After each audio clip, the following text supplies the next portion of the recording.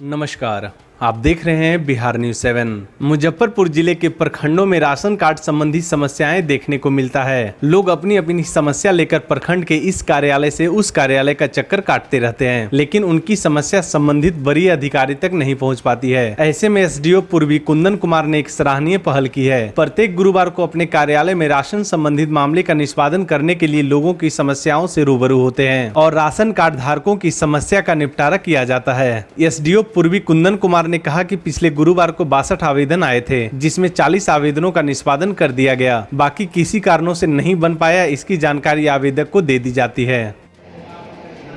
ये हमारा जो नियत प्रक्रिया है और उस प्रक्रिया के तहत हम लोग इस पर काम कर रहे हैं। हमने पहले भी कहा था कि प्रत्येक गुरुवार को केवल राशन कार्ड की समस्याओं के निस्तारण के लिए ही आवेदन प्राप्त किए जाएंगे। लोग दे रहे हैं।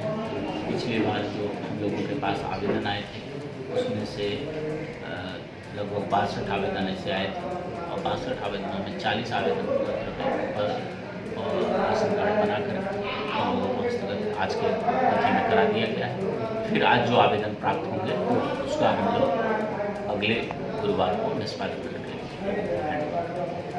ये प्रक्रिया लगातार अभी चलती रहेगी? जी। जब तक कि राशन कार्ड का समस्या यहाँ पे है तब तक प्रत्येक गुरुवार को इस तरह का हम लोग राशन कार्ड के समस्याओं का निष्पादन का ये विशेष काउंटर चलाते रहे।